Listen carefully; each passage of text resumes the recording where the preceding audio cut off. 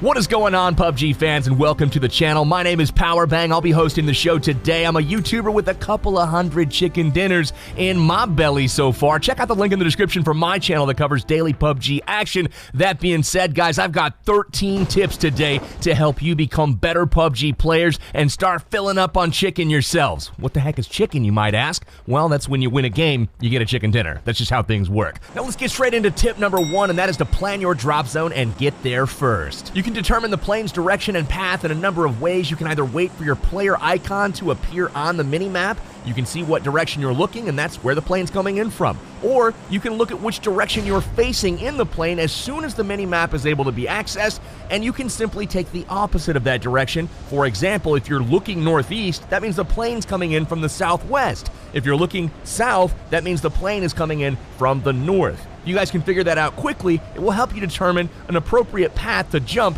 much more quickly. You're going to want to jump to the high-density loot locations to try to get geared up as soon as possible. You can find those by looking for the big city names all over the map, and as you get more familiar with the map and your surroundings, you're going to come up with some favorites that you're going to want to jump to more often than not if the plane's path allows it. Once you've chosen a destination, mark the map by clicking the mini-map. Once you've done so, a marker will appear, and that marker will then show an icon on your compass at the top of the screen, and that's the direction you want to focus your player as you're jumping. Try to take care of your positioning and maneuvering while you're still skydiving and not after the parachute is popped. Once the parachute has deployed, you want to fly directly down to your destination, whether it's a rooftop or a building. While you're on your way there in the parachute, that is a good time to look around with the eyeball tool to make sure that you don't have enemies that are landing near you, next to you, or even on top of you. You've got to figure out if you're going to land first or if they're going to land before you, and that's going to shape how you play the game from that point forward. That leads us into tip number 2. You need to gear up quickly, and you want to make sure that you pick up the very first gun that you come across. Whether it's a pistol, shotgun, or other subpar gun,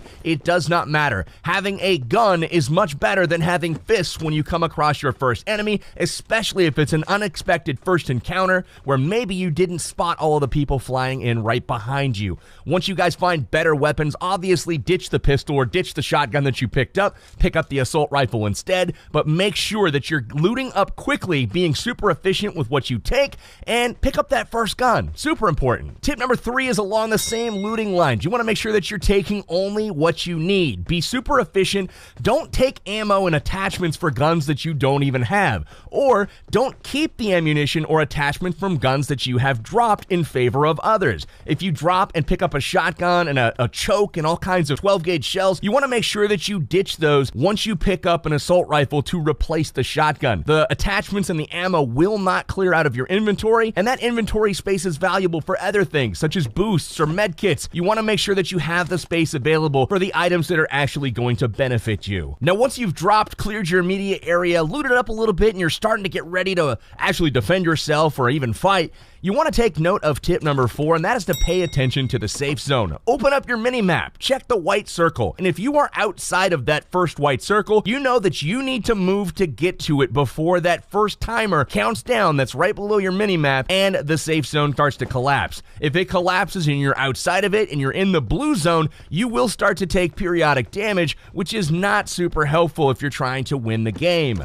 Make sure that you're moving inside the safe zone at all times. There's a couple different more advanced strategies for playing the safe zone. We will cover those in future episodes as well. Tip number 5 is to always move while you're out in the open. If you're in line of sight of anywhere where you could potentially be shot, make sure that you're a moving target and not a sitting duck. For players like myself that like to snipe from long range, I'm always looking for that player that stands still while looting a supply crate or looting an enemy, or maybe just looking off in the direction through his scope as well. If he stands still for a moment, that head is getting in my crosshairs and I'm gonna blow it up. So make sure you're staying very active and moving while you're looting and while you're running around. Jump here and there. You want to make sure that you are not an easy target. That being said, if you are in cover or if you've decided to go prone and lay in the grass, you want to be as still as possible while you're in cover. If you're in a building, staying still will keep you from making noise that may alert enemies to your presence, and in the grass, obviously, those visual cues are super apparent when you're scoping in on a hillside and all of a sudden you see something move.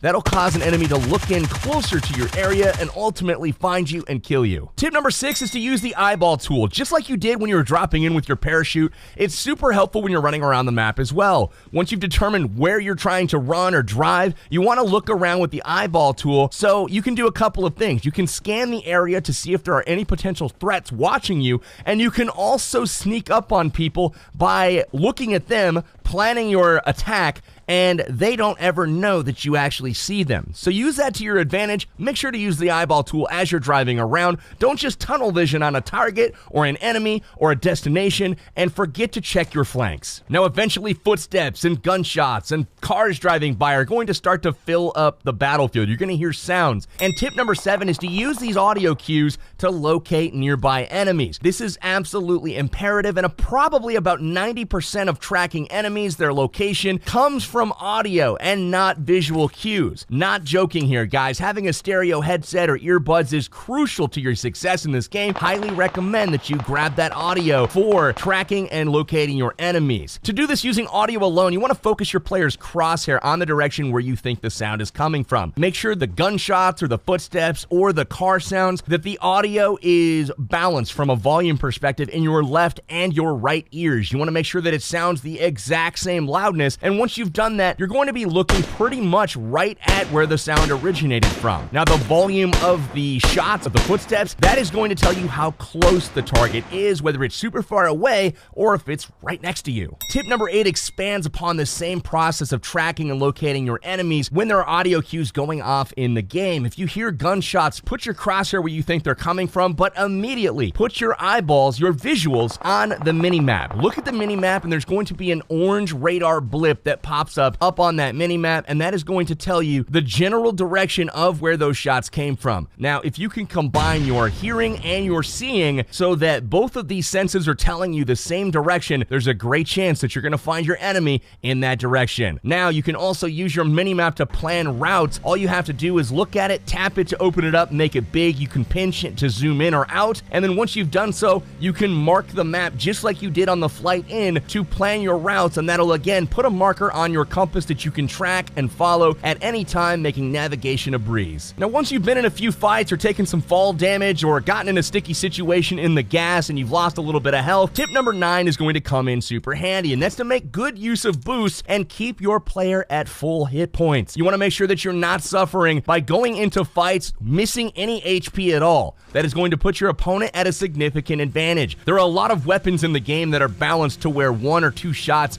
may do 97 or 98 damage on a player. If you're missing 3 hit points and you get headshot for 98 damage, you're going to feel pretty sad when you know you could have continued the fight, found cover, healed up if you would have just gone into the fight at full hit points. Your energy drinks and your painkillers are the most common boosts to be found. Now, your energy drinks work in about 2 minutes, where the painkillers last about 3 minutes. Energy drinks will heal about 23% of your HP over time, so every few seconds your health bar will tick up just a little bit. Painkillers will actually heal even more, almost 40% of your total hit point bar, and that will happen over 3 minutes. If you are lucky enough to find an adrenaline syringes will fill up your boost bar to 100%, and that will heal over 80% of your health bar over 5 minutes. Adrenaline syringes can only be found in supply drop crates, so it's more often than not you're going to be using the energy drinks and the painkillers. Make sure you loot these items as often as you can. They're uncommon, not rare, but you always want to have a plentiful supply of boosts on your persons at all times. Tip number 10 is to use the supply drop crates to your advantage. You can do this by looting them for some of the best weapons, armor, scopes in the game,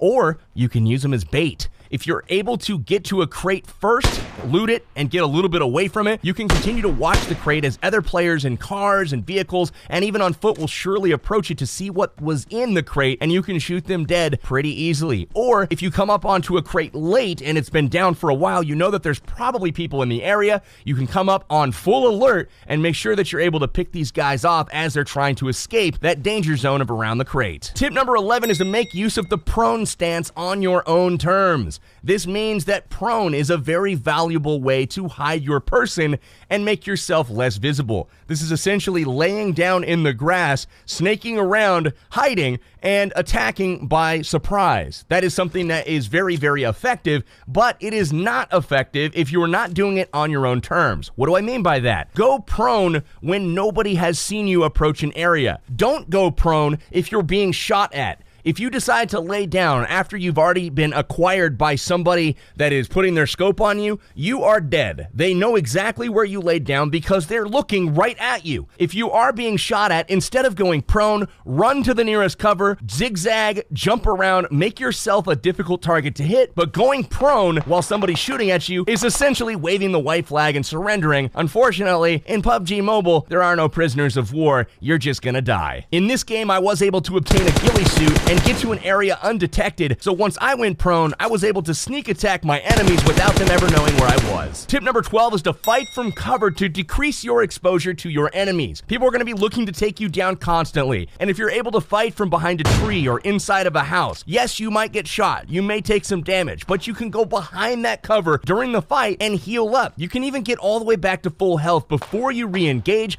That makes you a very difficult target to take down. On the contrary, if you're standing in the middle of the open, you're stuck either running around as a free target essentially or going prone, and as we said in the last tip, you're just gonna get shot and killed. Fight from cover, use houses, use trees, use rocks, use embankments on terrain, use all of these things to your advantage. Don't fight from the open. Tip number 13 and our last tip for today's video is to engage in battle on your terms when victory is likely, if not assured. You want to make sure that when you're fighting your opponents that you have their head or their chest in your sights and you've got a real good feeling about picking up a kill. You don't want to give away your position by firing before you're ready to get that kill, letting them know where you are, allowing them the ability to reposition, to get cover themselves, to heal up so they can re-engage you. Make sure that you fire when you see them and don't be pressured into entering a fight, especially if you think the enemy's fishing for your location and they don't exactly know where you are. So as you're going to see at the end of this game, my opponent, I know exactly where he is because I saw him earlier and he thinks he knows where I am based off of sound, but unfortunately I'm wearing a ghillie suit. He is wrong, he never sees me, and I'm not baited into the fight. When he finally shows himself from around the tree,